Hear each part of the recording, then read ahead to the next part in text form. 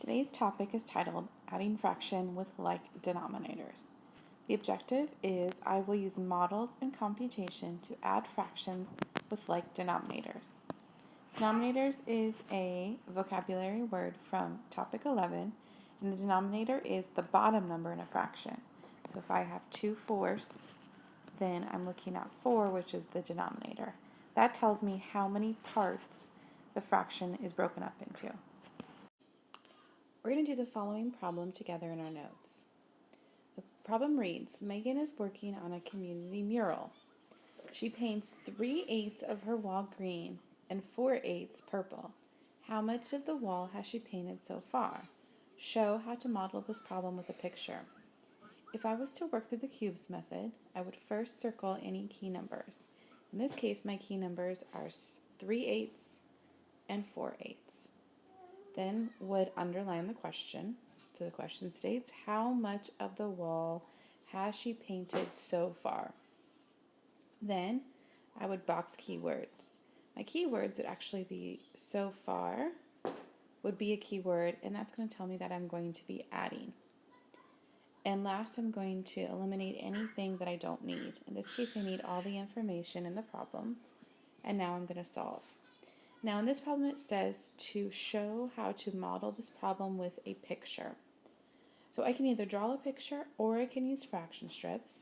And since I'm working with the fractions that have a denominator of 8, then I'm going to make sure that my picture or my fraction strips is broken up into 8 parts, or each one is an eighth of a whole. So then I'm actually just going to do what the problem tells me to do. So it says that she paints her wall. She paints 3/8 of her wall green. So I'm going to use green and I'm going to paint 3/8 of it. So I have 1/8, 2/8, 3/8. Then she says that she paints 4/8 purple. So 1/8, 2/8, 3/8, 4/8. So now I need to answer the question, how much of the wall has she painted so far? So if I count, I have 1/8, then I have 2/8, and 3/8. So 3/8 was green. Then I had 1/8, 2/8, 3/8, 4/8. So 4/8 was painted purple. So now I'm going to take my fractions and I'm just going to count them all together. So I have 1, 2, 3, 4, 5, 6, 7. So I have colored or painted 7/8 of my mural in some sort of color, either green or purple. Now I said that the problem was based on the words, a addition problem, because I took my 3/8 that I colored green and I added it to the 4/8 that I colored purple, which equaled 7/8. The vocabulary word for this lesson is simplify, which means you're going to write a fraction in its simplest form, or you're going to find an equivalent fraction for it that is in its smallest form.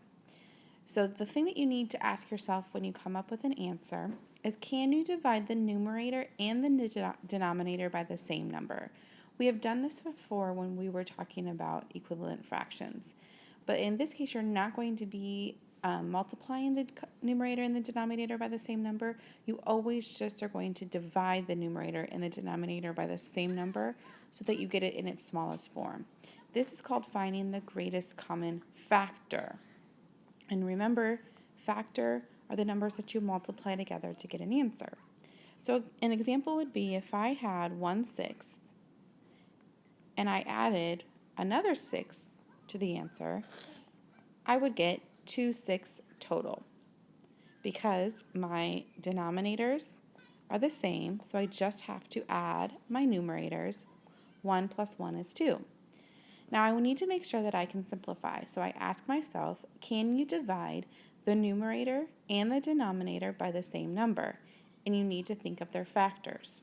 So first, if I know that the factors of 2 are only 1 and 2. So the factors of 2 are only 1 and 2. So I look at 6. Is 1 or 2 a factor of 6? Well, 1 is. That's not going to make any sense because I'll come up with the same answer. 2 is also a factor of 6, So I know that I can divide both the numerator and the denominator by the same number. So if I divide the numerator by 2, I get 1. And if I divide the denominator by 2, I get 3. So I have simplified 2/6 into the fraction 1/3. That is in its smallest form. The next problem says Mark is baking banana bread and muffins for a neighborhood street party. He uses 2/5 bag of walnuts for the banana bread and 1/5 bag for the muffins. How much of the bag of walnuts does Mark use altogether? So I'm first going to use the cubes method to look at my problem. So I'm going to first circle the key numbers. So 2/5 and 1/5. Then I'm going to underline the question. How much of the bag of walnuts does Mark use altogether? Then I'm going to box key words. All together tells me that I'm going to add. And then I'm going to eliminate any information I don't need, which I need all of the information, and now I'm going to solve. So you can use a picture or fraction strips like we did before, or you can just use computation. So something to remember that you need to put in your notes, because it's very important, is if the denominators are the same, all you need to do is add the numerators and keep the denominators the same. This is very important that you put in your notes so that you remember that. So from the problem, we need to add the fractions together. So 2/5 plus 1/5. Well, based off of what I wrote, if the denominators are the same, and in this case, the denominators are the same, 5 and 5, all I need to do is add the numerators.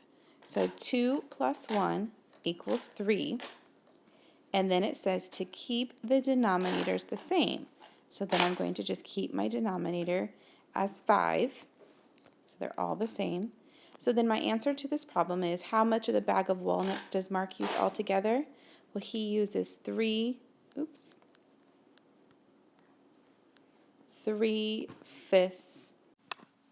So in your notes, I'd like you to solve the problem. 2/12 plus 4/12. And you're going to simplify if possible.